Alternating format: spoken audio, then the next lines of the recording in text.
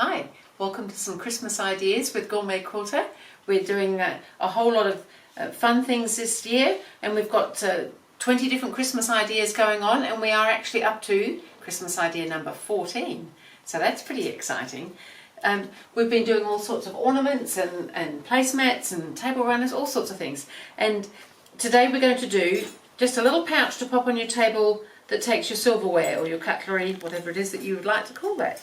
So there's just a pocket in there that everything can just sit in nicely. So I just thought that was kind of a nice way to complement the other things that we've been making for our Christmas table. There is a pattern available on gourmetquilter.com that you can purchase and download that will have all 20 ideas. So one a day for 20 days with a video. We're having a lot of fun. So I've gone ahead and I've cut out everything that I need to cut out to make my cutlery holder.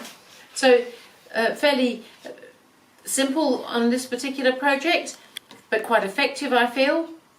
So we need a backing, we need some batting, we need a front, and we need a pocket, and we need the little band to go across. So I've already done just a little bit of the work. I've cut everything out. The star for the applique has got fusible webbing on the back. And this little band that goes across here is a separate little band that gets stitched in the sides. So I've actually already gone ahead and I've just done the seam line. I'm just using a red thread because I'm going to be using it for the rest of it. So I've already gone ahead and cut my strips, sewn them together, and now we just need to turn them out the right way and press them. And then we're going to pop the little applique star on there. So we'll go ahead and do all this. Just bring the iron across. We're going to top stitch this as well, because I think it just kind of adds to it. So this would be something that would be fairly quick and easy to make. Of course, not only for the Christmas table, you might make it for picnic days or barbecue days where you want to have the cutlery kind of set out ready for people to use. You could probably pop a little table napkin in there, although not one of our nice Christmas ones that we're making.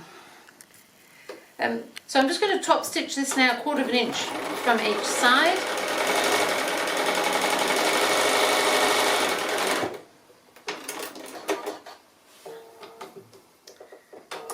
I'll do all this preparation first. And now I'm going to give it a quick press and press the star onto it. So we may want to make sure that the star goes in the center. So I'm just going to do a little fold there so that I can see where the center is, and then I can just pop the star in the center. Now the star most likely will overlap the top stitching just a little bit. Just going to fuse it on, and then I'm just going to applique stitch around it. So to stitch it on, all I'm going to do is just the straight stitch. Because it's a straight edge star, there's nothing hard about doing anything like this. So we'll get this star on. So just close to the edge on the applique, just a little straight stitch.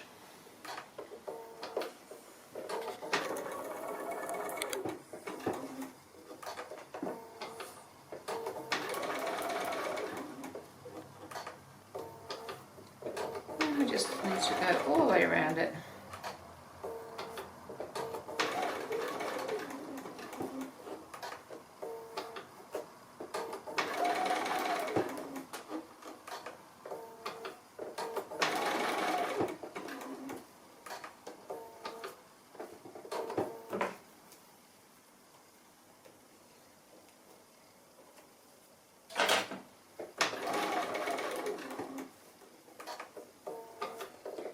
So on the last point now,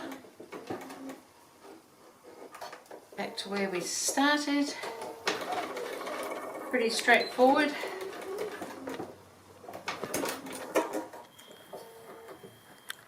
So again, I'll just give it another quick press, and then we need to position that onto the pocket. So the pocket was a long piece because it's doubled, but I've actually folded it in half, and I have already just done a line of top stitching 1/4 inch in from that folded edge, and that's the top edge of the pocket. So then we want to position this onto our pocket, and we're probably going to put it probably maybe 1.5 inches or so down from the top edge there, just so that it's sitting comfortably. And then I'm going to suggest that we just do a little holding stitch on that, on about 1/8 of an inch in on each side, just to hold it so that it's in place when we start trying to put everything together, so it doesn't move around too much.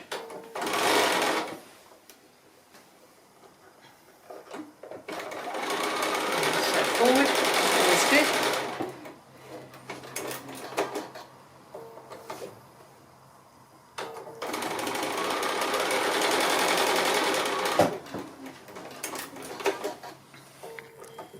So we've got that separate little band there and that pocket top. So now we need to pop together the background, and I'm having the white as my sort of main background colour. And then we can lay that on top so that the lower edges are sitting together. And then this is the actual backing. So on this one here I've got this red dotty backing.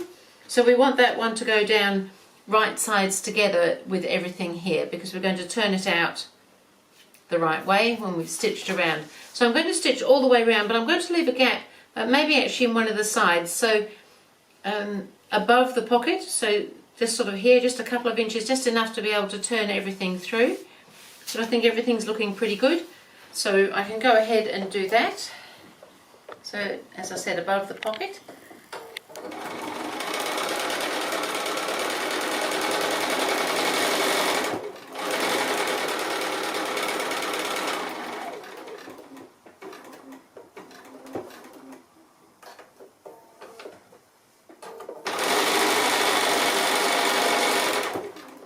So I'll keep going and do all this and show you the next bit. So I've stitched all the way around and I've just left my gap, and I'm just going to trim up this little seam a little bit. There's a couple of reasons for trimming. It doesn't really need to be particularly any smaller. However, I don't want any threads coming through and showing perhaps on where the white fabric is, or little bits and pieces like that. And so I'm just really tidying it up. So not really trying to shrink it particularly.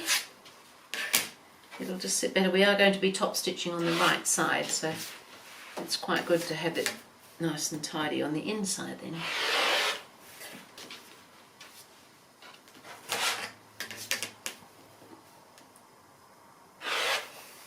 And the other thing I'm going to do is just clip across those corners, so that when we turn it out, the corners have got the best opportunity of being fairly nice and sharp. So just being careful not to cut the stitching, and I say that every time because I know absolutely how easy it is to cut the stitching.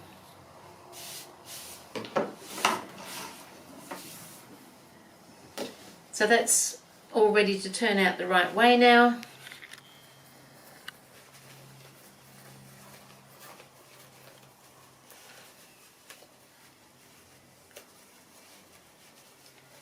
So it doesn't take too long to make this, so if you were wanting to make a set to have on hand, that wouldn't take you probably too long at all. Kind of fun.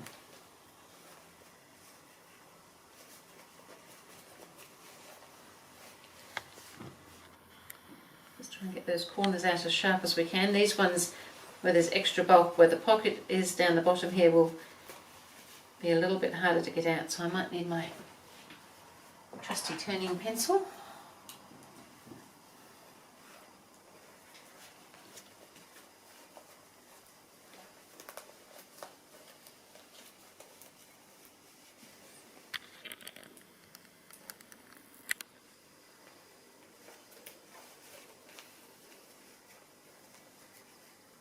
It's good to get them out as well as we can.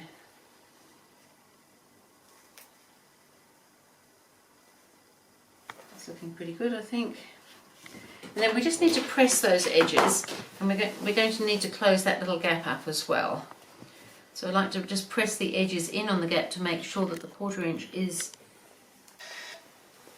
in there, and on the top as well. So the top's got the little piece of batting in behind it, so we just want that to look as if it's all joined up. It might be easier from this side.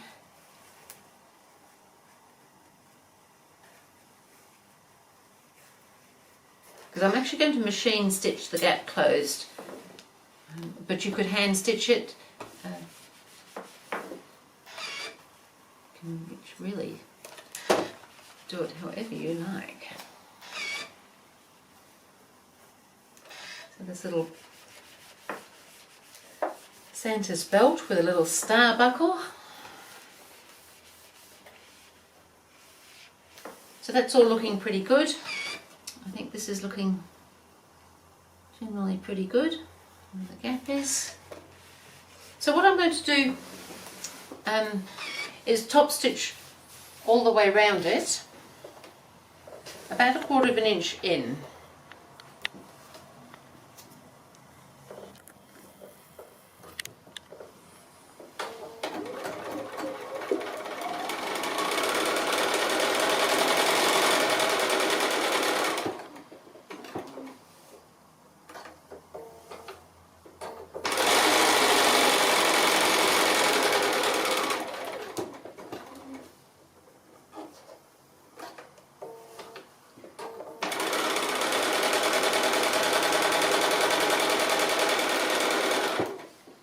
So everything should be sitting nice and flat.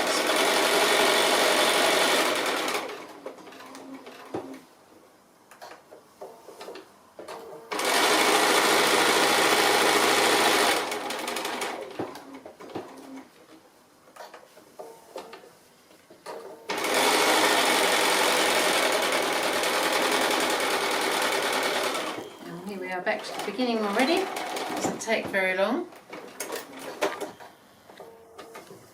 So the little gap will need to be stitched because we've stitched 1/4 of an inch in, so that's beyond where the pieces of turning in would sit. So you could just hand stitch that closed, or you can just do on this one here.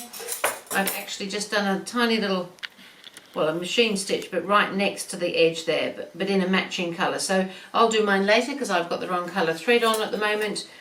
But other than that, that is it done. So I think that's looking great. We can set our table up nicely.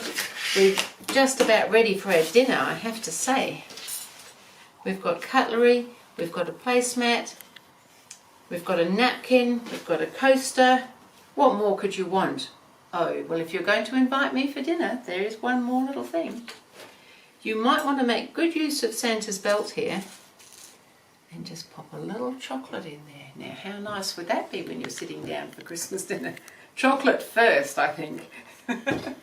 So that was just me having fun. So that was the cutlery holder, silverware holder, whatever it is that we're going to call it, which I just think helps set a table really nicely. Another little Christmas idea for you. So that was idea number 14. I will see you again with idea number 15.